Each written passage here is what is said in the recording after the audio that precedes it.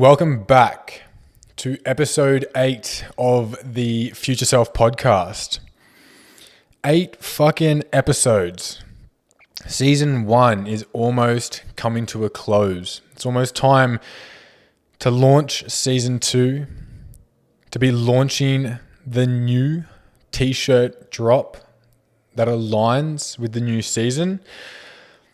What a fucking blast. It's absolutely been so much fun, so enjoyable. I look forward to doing this every Friday.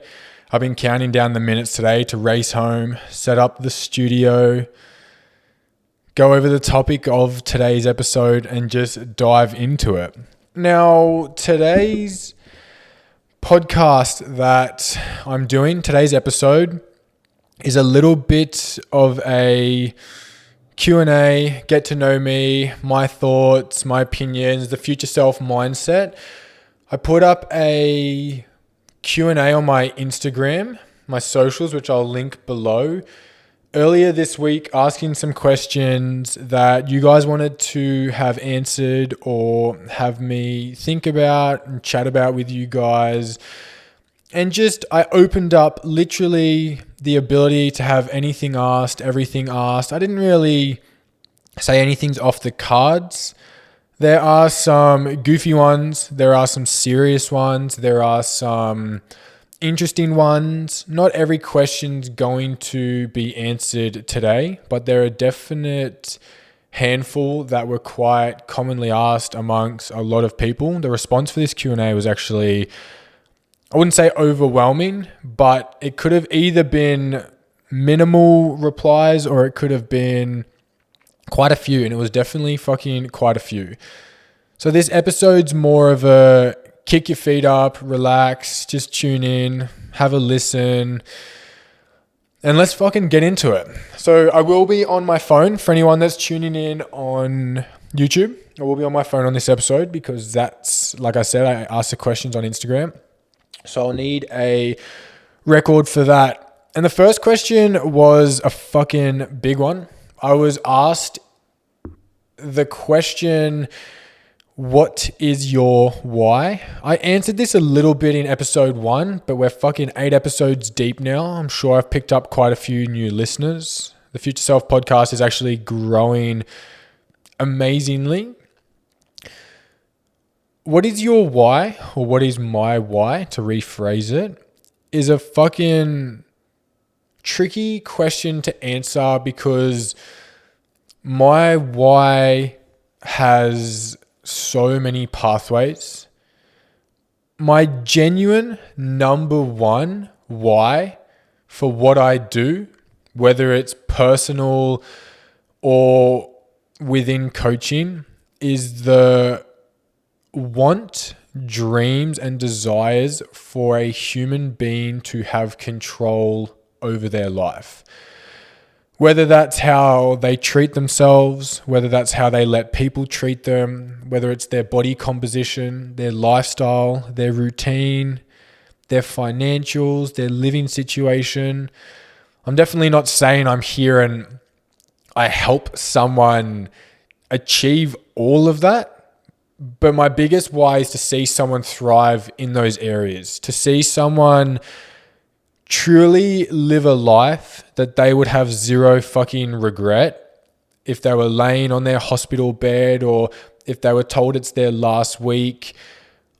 I want to see a human being living a life that they are fucking proud of, in awe of, they love. They're living it to their fullest and best potential. I hate seeing a life wasted. I hate seeing people not be who they truly are. I hate individuals being limited by the thoughts and opinions of other people, by anxiety, by stress, by depression. So my biggest why is to see human beings gain control. My biggest why, I'll essentially ask my own question, but the biggest why I work so hard for myself, for my business, and for my people is because I want to look after the future me. I've lived a life having experienced depression, anxiety, sadness, regret, humiliation, the stress and worries of what other people's thoughts and opinions are, doing things only for the approval of others. I've learnt nowadays I want to look after the future me. I've experienced so many things where I want him to be secure, to be set up, to be looked after, and that comes with busting your ass now. I see and hear so many people ask me all the time, oh, why don't you chill and slow down a little bit? Or why don't you just go on holidays? Or, why don't you just let loose a little bit? And I can. They're choices. They're just not choices I want to fucking make. While everyone's chilling and cruising now, I want to be busting my ass so then in 10 to 15 years time, when they're forced to be busting their ass just to live, man, I want to be fucking retired. I want to be traveling. I want to be changing lives. I want to be talking on stages to people. I don't want to be busting my ass later in life for the lack of effort and choices I put in now. Now, that doesn't mean just because I'm grinding my ass off and others aren't, that I'm going to be successful and they won't be. Life is full of luck, chances, and things that just happen. But if at the end of my road or halfway through my journey of life, I know I've busted my ass and done my absolute best, there's nothing more I could demand from myself. There is nothing more I could have wanted the past me to have done. So my biggest why is gaining or seeing individuals gaining control. It's looking after my future self and my people. That stemmed from, like I've explained in previous episodes, my father passing away, past relationships, past ways people have treated me, studying humans, studying relationships, bonds.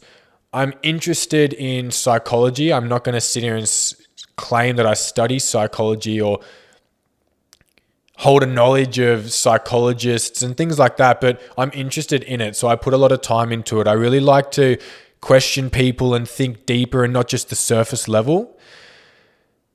So the experiences of my past growing up as a teenager has essentially molded my why now. I have dreams of paying for my sister's house mortgages. I have dreams of buying my parents a car. I have dreams of being able to go and travel whenever I want, having houses, things like that. And I know that by busting my ass in my early years of my life, when I have the most energy, I can do that and I fucking will.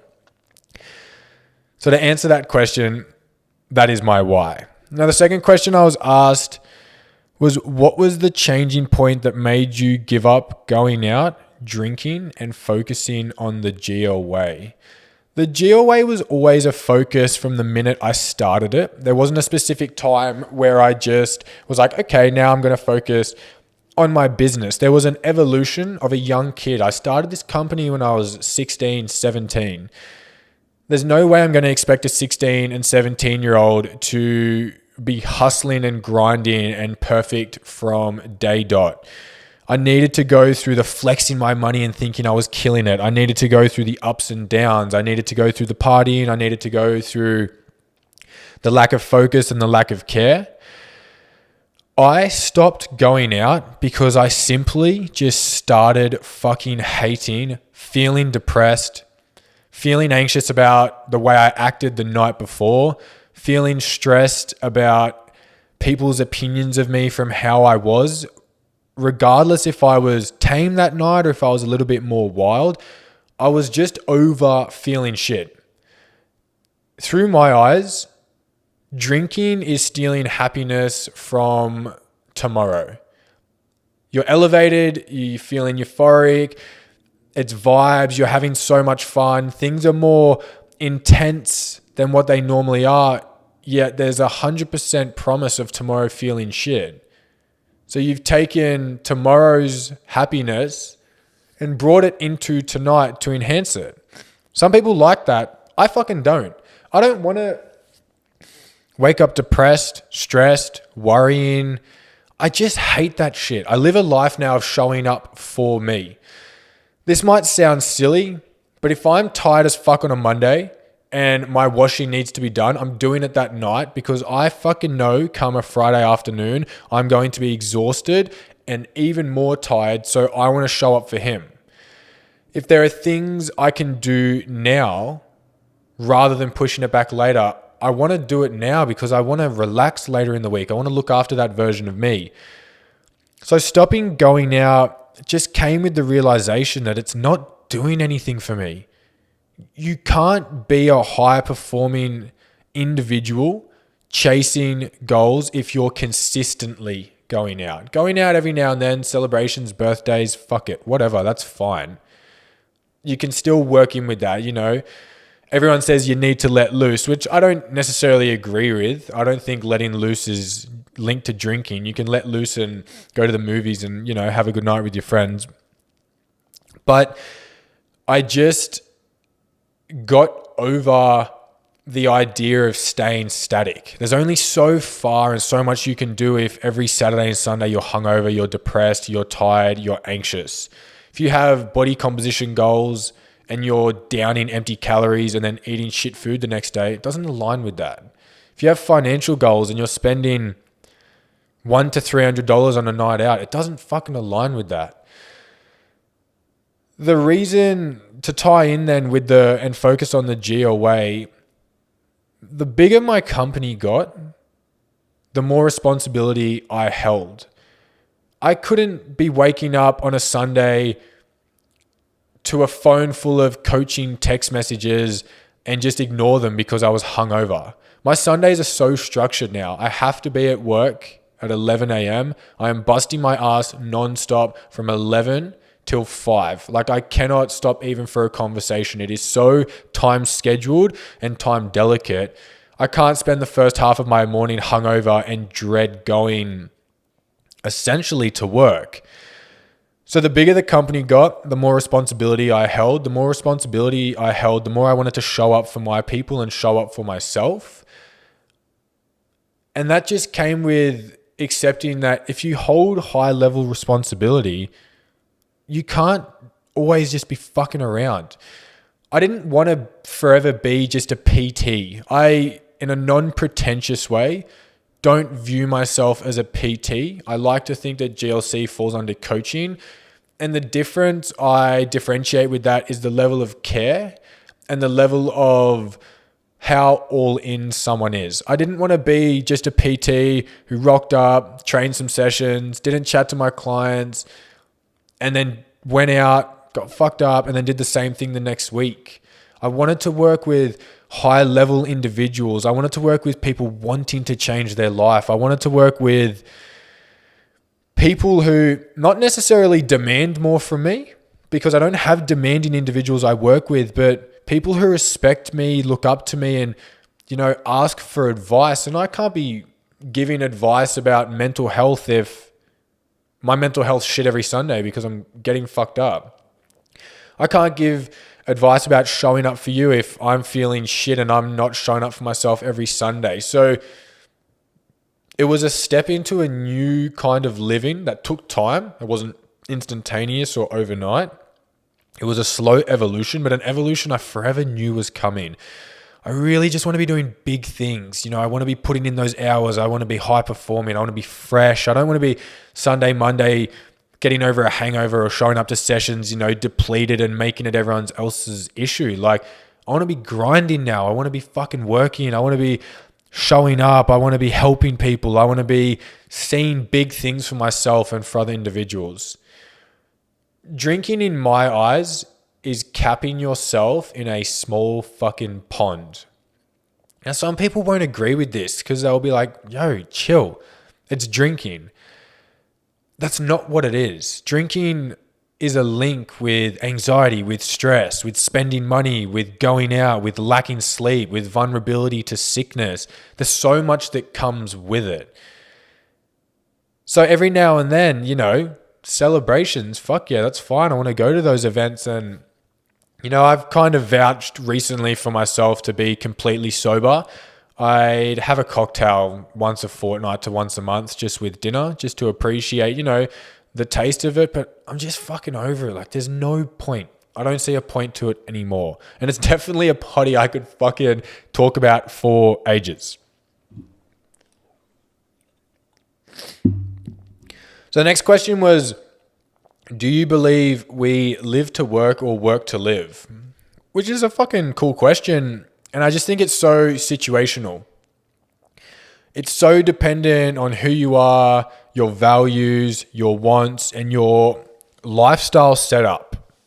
Someone who goes to uni, who can only have, a relatively chill or low responsibility job because they're only working or are available to work a few hours a week, they might be living to work because, they need to work, they need to study. Someone who's put in the fucking hours, they've got companies set up, they might be, working to live. It's a hard question to answer directly because it's so individual.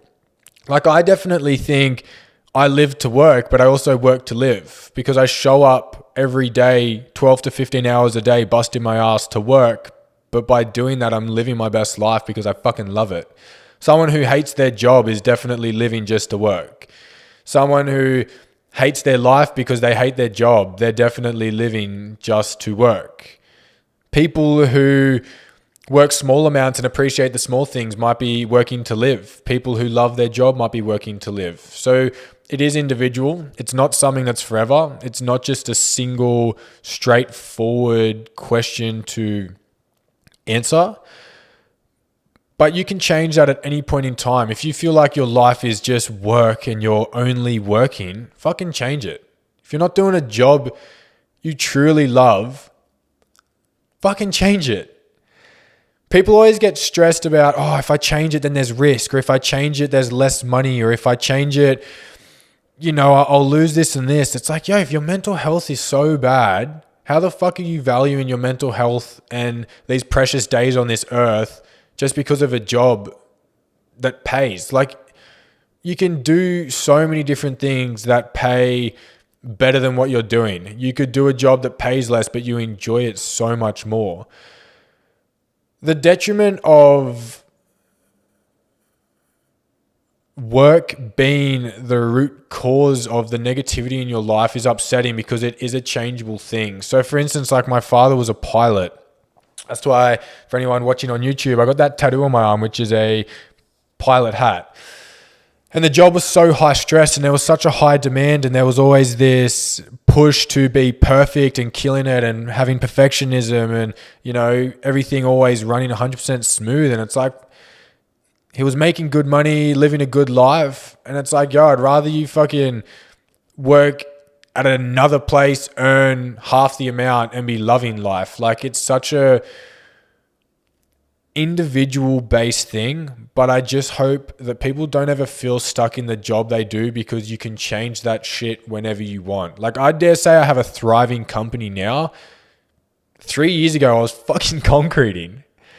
4 years ago, I was just PT coaching at another place on a low level. Like, things can always change and nothing has to stay the same. You're not locked into anything unless you lock yourself in it, unless you lock your own self in it yourself. The next question I was asked was, how do you think others perceive you? Which is an interesting question because I don't think I'm perceived in the way that I know myself to be. A lot of people, mainly younger females, before they do a consult with me or before they get to know me on a one-to-one level, used to say, I thought you were so fucking scary, so arrogant, so cocky on Instagram, and you just thought you were the shit, but you're so kind, you're so emotionally in tune, you're so caring. It is a big clash. Social media is a hard one because you can't present someone or you can't present yourself being caring and loving the way you might want to. And if I then post one of my achievements, someone might take that as me being cocky. So people are going to perceive you through the level of emotional intelligence they have and their understanding of a human being. That's why you're not perceived the exact same across the board. Everyone has their own view of you. You play a character different in every single person's life. So everyone molds you in their mind in a different way. But yeah, I always had that battle of people see me to be this. And I was like, fuck, like that's just not who I am. I can confirm that's who I used to be. No fucking doubt. But this is years ago. I always have a clash where, because I feel like I am softer and emotionally in tune, and I work with females as well because I grew up with 3 females, my mother and 2 sisters for most of my life. I understand girls. So when I communicate, I can be softer, and I always used to run into the clash of when I used to do like the PT style of coaching, my client partner's been uncomfortable with that because I was softer and I wouldn't communicate in just the, yeah, dude, or see you soon legend. Just, I was a lot more caring, like, hey, sweet, how are you? Or, calling people wonderful and just those types of things. But yeah, it's always been something I've always been aware of because there's always been that complete difference. I think another thing at the moment is some people can view me, or I feel like some people view me to be standoffish, a little bit. Unless you know me, I won't talk to you. It's a hard way to describe it, and that's a hard one because the more set and solid I became on my boundaries and the less control people had over me, or the less access people had to me, it started pissing people off. And then people started projecting it onto me as if it was my issue. Like, oh, you're not the same cool person you used to be, or you're not so open, or you're not so chill. And it's like, no, I just don't do what you fucking tell me to do. I'm just not available like you want me to be available 24/7. I'm very caring and kind to a lot of people, but I also won't fake things and I won't take shit from people. I don't like pretending. If I know someone mistreats me or just doesn't like me for no reason, I'm not going to go above and beyond to seem super nice and over the top. I'm not going to be disrespectful. I'm definitely not going to be rude. I don't want to put the energy in either way, but I'm just not going to pretend and, act fake. Like if someone doesn't like me, that's fine. I got no issue with that. I'm just not going to pretend and act like I don't know it.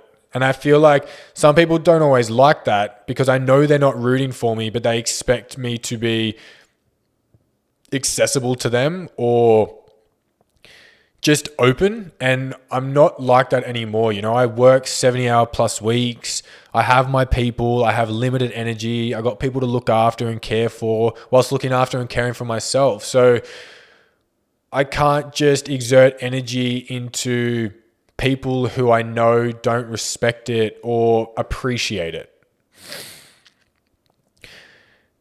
The next question is, what's one thing you're holding on to that's holding you back? A bit of a self-development based question. And I read this one last night and I was having to think about it and I was like, fuck, I couldn't really answer it. I did a lot of self-development work last year. I had raging perfectionism.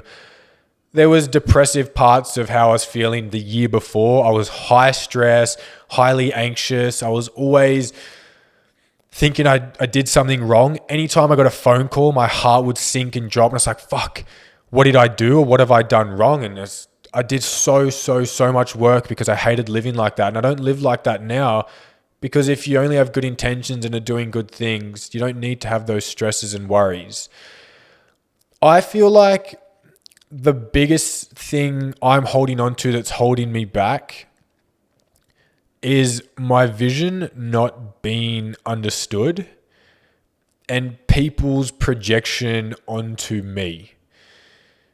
It's really hard when you have something deeply rooted inside of you, knowing what you want to do and where you want to go, because people just won't always get that.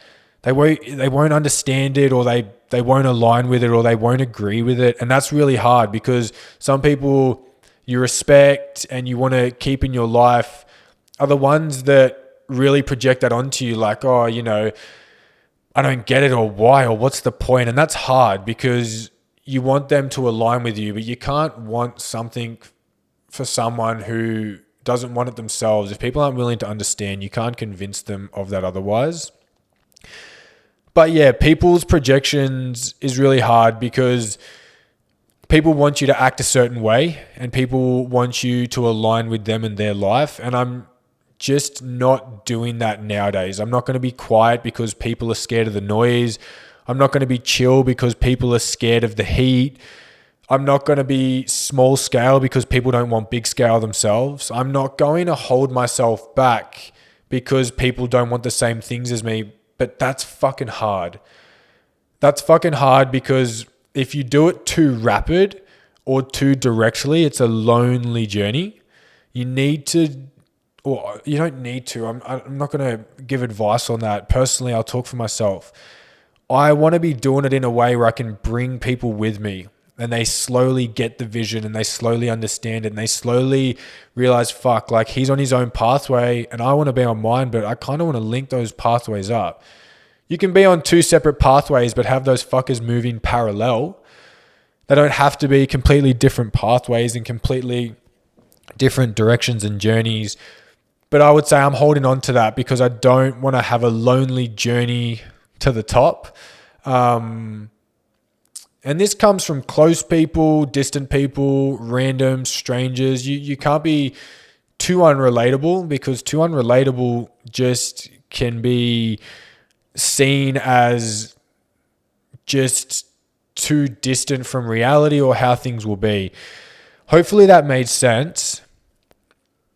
I definitely tried to pitch it in the way, but I'd say the biggest thing nowadays is just people. I'm holding on to people, and no one specific or any dynamic specifically, but just not wanting to propel too quickly, because I don't want it to be a lonely, lack of respect, lack of care, understanding put towards a journey. I want to bring people with me. It's not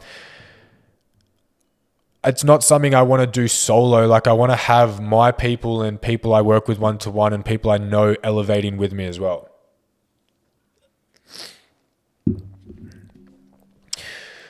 I was asked this question: how do you stop the negative thoughts from taking control?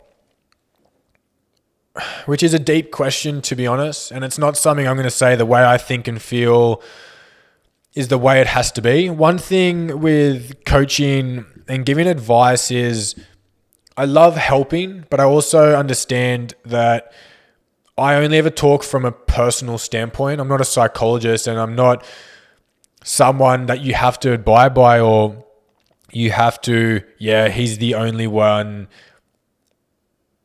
and the only way I want to follow. Negative thoughts are unavoidable. They're part of life. Every up has its down. Every down has its up.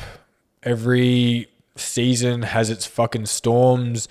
It's all perspective and it's all mindset, because some individuals might see a down as I'm fucked. This is it. It's not going to get better. I've learned to see a down as, okay, why is this happening? Question it, understand it, but then trust that an up's coming. You need the downs to appreciate the ups. They work hand in hand. They work in balance.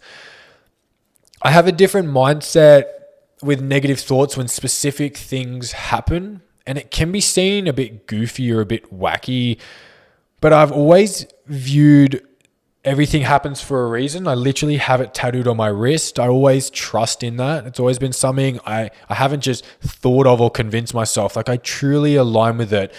I'm someone where if I walk out to my car and there's a flat tire, it's like, okay, well, that sucks, but fuck, man, I could have crashed on the way to work, and that stopped that.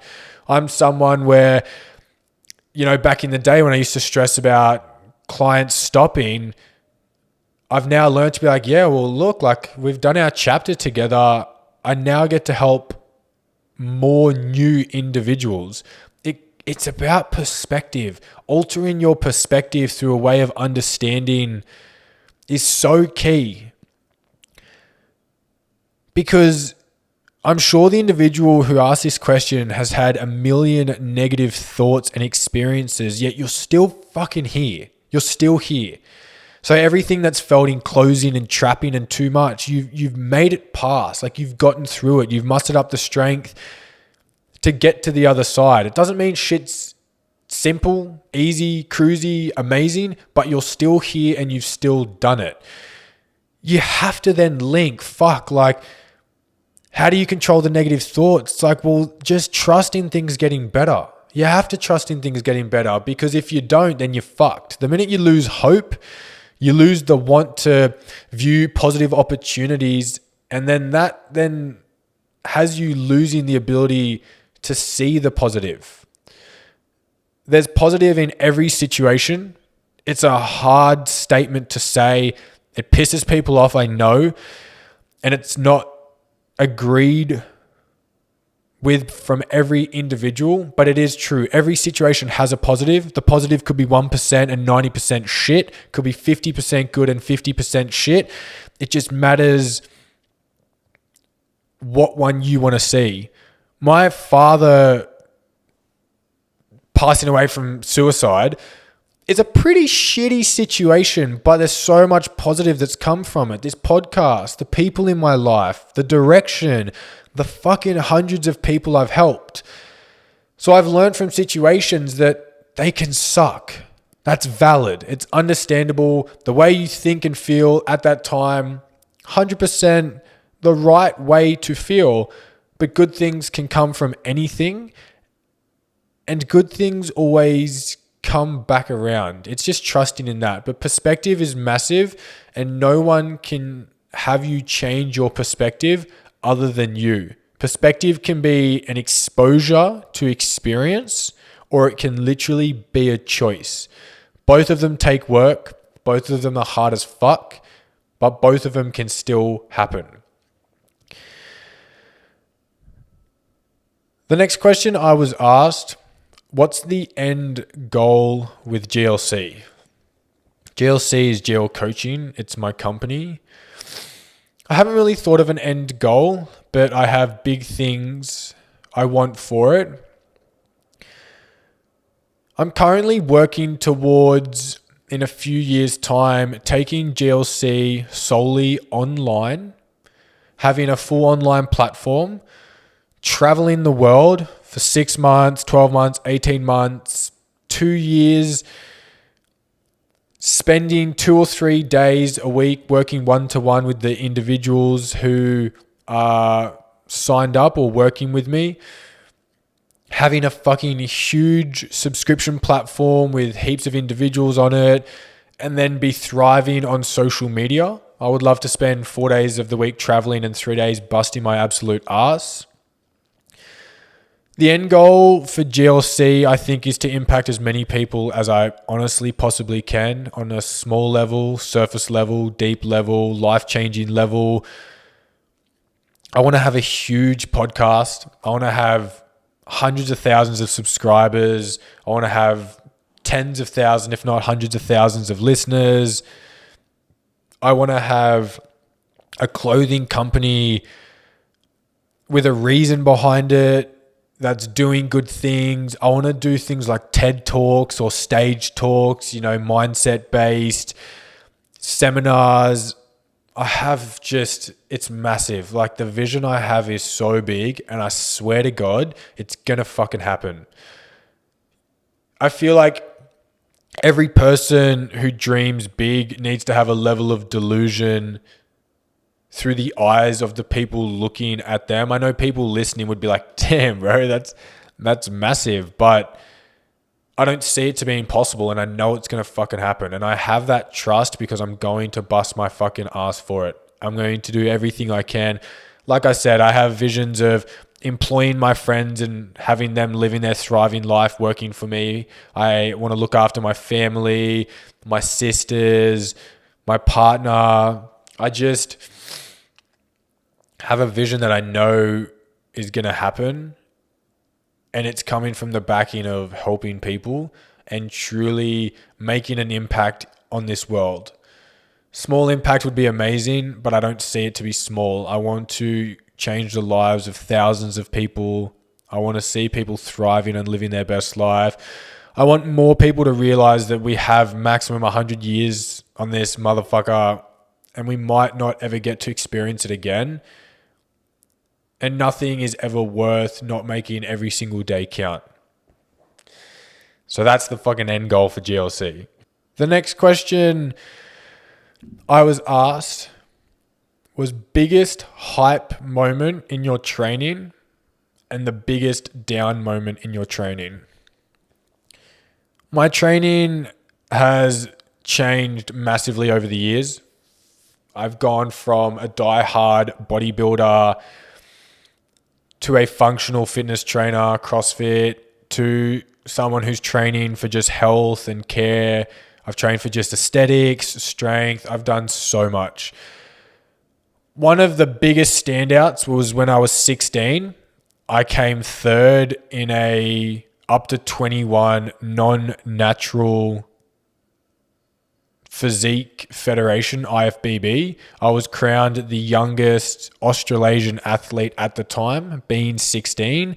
It was actually out of a lineup of 5, so a small lineup, but not a lineup of 3 where I was just crowned third straight away. That one was massive. That really kickstarted a lot of my enjoyment and interest in the gym and the pursuit of Cert 3 and 4. Another big one was with the owner of Athletic Culture and my mate, Connor. We won I don't know what it's called. I think it's an assisted division or let's just say class 2 CrossFit comp together. We were just 2 absolute rookies. We did maybe 4 sessions together leading into the event. And then it was a huge day. I think it was 5 workouts of just us busting, grinding, leave it all there type work. And we ended up coming first. So that was really fucking exciting. I have other things like, a 60 kilo bench. I remember with my mate Max back in the fucking young teenage years was a big goal because he put the 2 big blue bickies fucking either side. And that was really exciting. First 100 kilo bench, of course, was big. My 200 kilo back squat was massive. I remember that being a big achievement. So there's definite range. The biggest down, I'd say, is the injuries. They suck. Good things come from them. I've only had good things come from them. I'm currently nursing a huge injury now. It's a tear in my hip. And it stopped me from doing the things I love, like the cardio functional training. I can't run. I can't squat. It's really taken a lot of the things I love away from me. I'm not Debbie Downer about it. It's a bit shit, but I'm rehabbing, I'm busting my ass. It's given me a focus on other things. It's made me more mindful of my nutrition, my recovery, my mobility and my body. It's changed my training to be more of a look after me style than a, just go ham style. There was one time I semi-paralyzed myself from back squatting when I was younger. I had the bar too high up on my neck. I neck drove, where you face upwards, wrapped around the bar, and then couldn't walk, couldn't get out of bed, couldn't move my arms or legs without pain. So that was really fucking scary. Nothing bad ended up coming from that after a bit of recovery.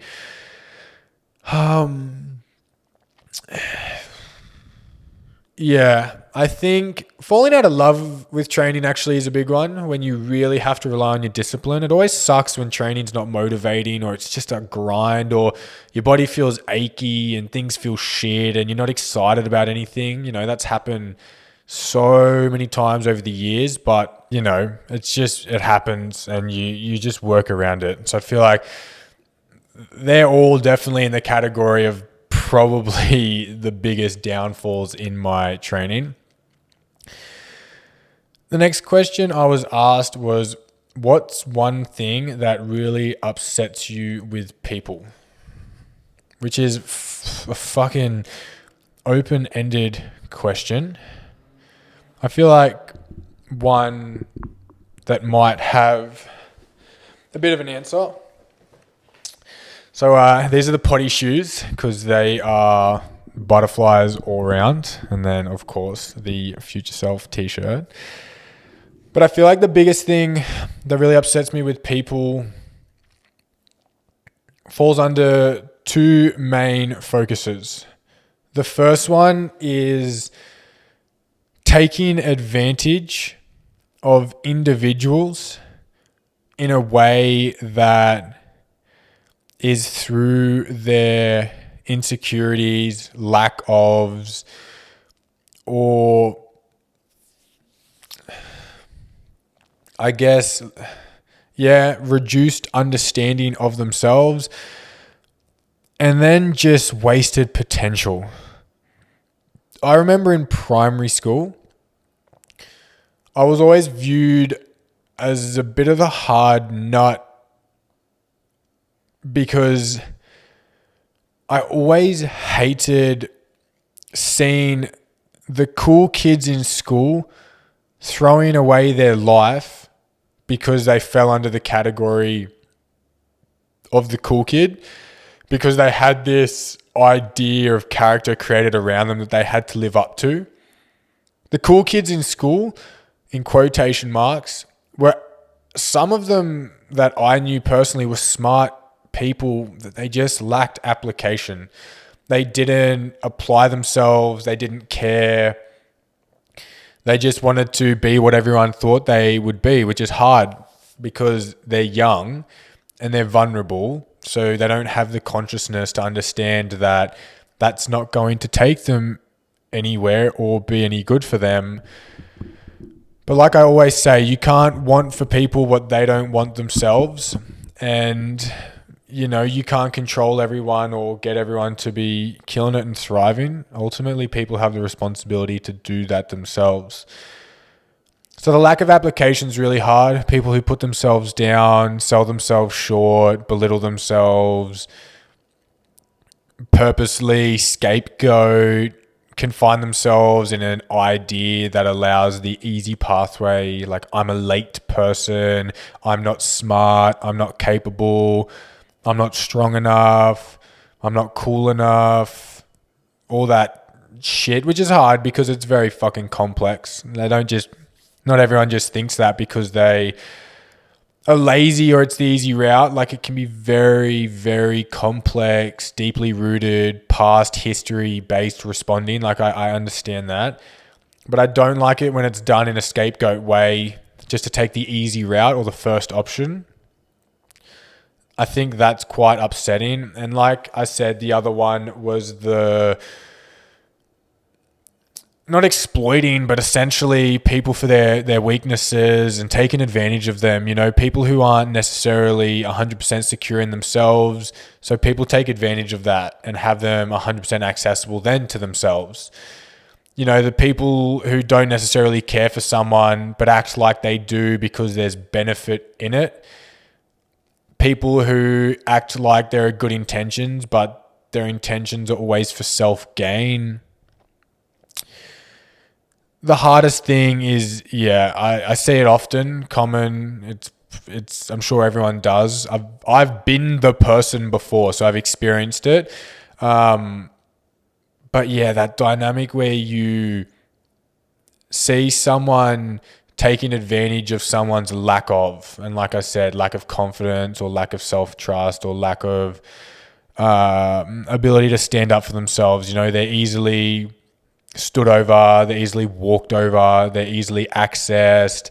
That's hard because the individual that's having that done to them with the right care, the right guidance, friendship, mentoring could really become the amazing person that they are and not be so walked over. But everyone's journey and pathway through my eyes is mapped out and laid out. And maybe that's just the experience they need to go through to then learn it and become the person that they're meant to be. Maybe being treated that way is the best thing that'll ever happen to them because they will then gain so much positive from that. So definitely those two categories. So the next question I was asked was, why the butterfly? The butterfly, the butterfly, the butterfly, the butterfly. For anyone who's listening on Spotify, I pointed to my shoes, my tattoo, the print on my shirt, and the print on the wall that the Future Self podcast is represented by. The butterfly stems from two things. The first reason why the butterfly, it is a symbolism of my life, my journey, my experiences, and the journeys I see people go through. You need to go through the shit of the shit, or I definitely went through the shit of the shit. When you're a little fucking caterpillar, battling life, going through things, navigating, just trying to survive, just trying to do the bare minimum, get through. You have to, or I definitely have been through that experience, and the more intense that experience is, I've learnt, the more beautiful the butterfly ends up being, either through appreciation, either through an understanding, education, a change, a realization. But the shit of the shit then allows for the beauty to be created, grown, developed, stepped into. So I really like the cycle of a journey where it's challenge allows for beauty, or discomfort allows for growth, or hardship allows for leveling up. That's why I follow kind of the butterfly in everything I do, and it's always been the model of a lot of things I do. I also think it's a beautiful thing where the life cycle of a butterfly is relatively small. So you go through this intense hardship to become an animal that doesn't live too long. So you go through all this shit, you then grow and have the reward of the hard work put in, but then the cycle starts again, because you don't just overcome one challenge and everything's fucking amazing from there. There's going to be so many more challenges and things to face and overcome. And it's a bit of just a progressive trending upwards. I don't want to say cycle, because cycle is repetition sometimes without difference. It's almost like a progressive cycle. So, they go through so much to then become something so beautiful, but beauty doesn't last forever. They're only around, I think, for a month, maybe a few weeks, and then the life cycle happens again.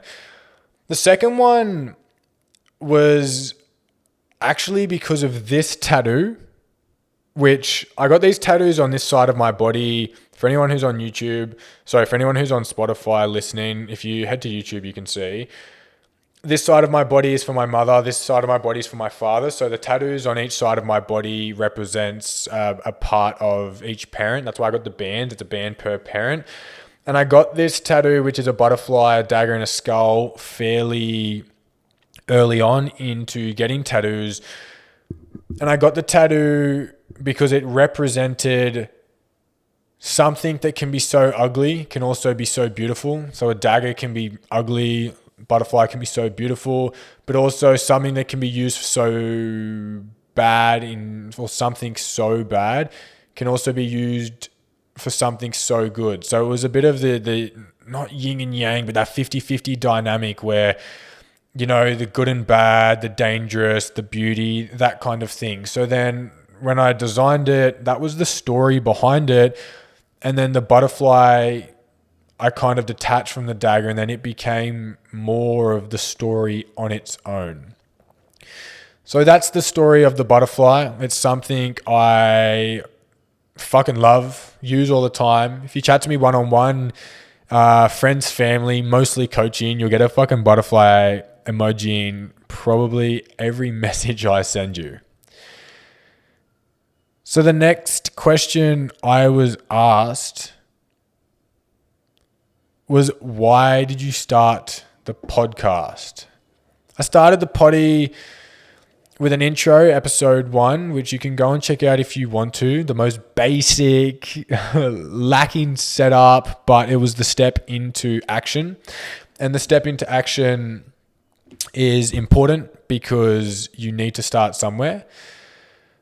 I started the potty because it is a way for me to reach more people than what the 24 hours in a day would let me, but also connect with people who might not know who I am. I might not know who they are and might not have been able to access some of the things I think about and speak about unless there was a shareable way to communicate that. You know, I have TikTok and Instagram and social medias where I share mindsets and videos and whatnot. But a lot of the hype and love I get on this podcast is from strangers. It is from a friend of a friend. It is from a client's parent or a client's friend. It is from someone who's never met me before. I've had messages from, honestly, people international saying they just stumbled on Instagram, searched my stuff and found it. They love the mindsets and the ideas behind it. So it's the ability to reach more people in a way that doesn't limit me to the hours in the day, but also it allows me to be 100% expressive in my own thoughts, opinions, and views because it's my podcast. It's not psychology 101 where people are coming here to think of the right ways to be doing things. It is a collection from my experiences, thoughts, views, growths, and lessons, and then me sharing that with you guys. And the people who are tuning in are people who are either interested, they respect my thoughts and views, or they're a new listener that potentially like what I chat about, which is fucking amazing. Now, there are a few more questions, personal things, about coaching and whatnot, but I want to keep this episode a shorter one. I like doing, the guest. I like doing a longer, more serious episode. I like doing this type of episode, and this is kind of the first episode like this that I've done. And I wouldn't mind doing a Q&A or a bit more chill, a bit more convo. Still talk about big topics, but a little less formal, more often. But that's me wrapping up episode 8. Almost a close for season 1. There's going to be 10 episodes per season. If you tuned in on YouTube, I fucking love you. If you're listening on Spotify, you are the fucking best. If you did a cross transfer when I talked about the butterflies or the tattoos, you are even more of the best. But either way, whether you like, subscribe, share, repost on Instagram, shoot me a message, hype it up, whatever you do, I appreciate you and I'm so grateful for you. I'm excited as fuck for next Friday already. Episode 9 to come. Cannot wait for the next drop of the tease. The first tease did fucking amazingly and it was a really enjoyable process. A lot of learning, a lot of fine tuning to come. But thank you for listening. Thank you for giving me the inspiration to continue and the want to continue and the want to show up and the want to bust my ass. Thank you for the sharing, which makes it so exciting and engaging for me and motivating to do more. I am so excited for the future. I hope you keep doing things for the future you. I hope you question what you're doing a little bit more, that you show up for yourself a little bit more, that you maximize your life a little bit more and realize there's more to it than maybe the basic things you are doing. But I'll see you guys in the next one.